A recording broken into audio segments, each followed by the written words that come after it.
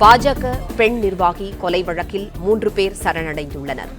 தஞ்சாவூர் மாவட்டம் பட்டுக்கோட்டையில் பாஜக பெண் நிர்வாகி சரண்யா கொலை செய்யப்பட்ட வழக்கில் மதுரை அண்ணாநகர் காவல் நிலையத்தில் 3 பேர் சரணடைந்துள்ளனர்.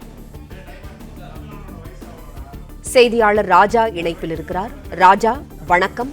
பாஜக பெண் நிர்வாகி கொலை வழக்கில் 3 பேர் சரணடைந்துள்ளனர். விவரம் என்ன, சொல்லுங்க.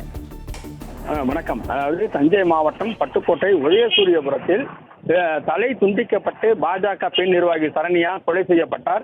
இந்த சம்பவம் அப்பகுதியில் பெரும் பரபரப்பை ஏற்படுத்தியுள்ள நிலையில் தற்பொழுது மதுரை நீதிமன்றத்தில் 3 பேர் சரணடைந்திருக்கிறார்கள். அதாவது இந்த 3 பேரில் 2 பேர் சரண்யாவினுடைய 2வது கணவர் பாலனுடைய முதல் மனைவி ராஜி அவருடைய தரப்பில் 2 பேரும், அதே போல சரண்யா நடத்தி வந்த கடையில் வேலை செய்து வந்த துர்கா என்பவர் தரப்பில் ஒருவரும், ஆக மொத்தம் 3 பேர், அதாவது 3 பேர் தற்பொழுது நீதிமன்றத்தில் சரணடைந்திருக்கிறார்கள்.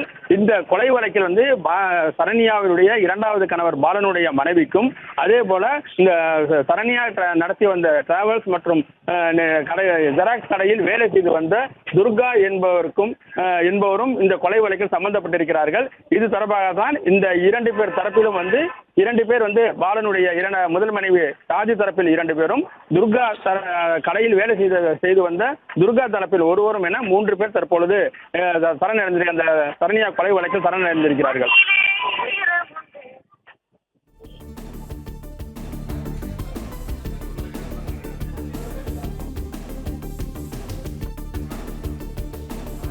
நன்றி ராஜா, தகவல்களுக்கு நன்றி.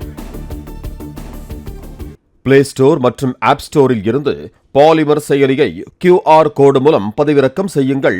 செய்திகளை உடனுக்குடன் பெறுங்கள்.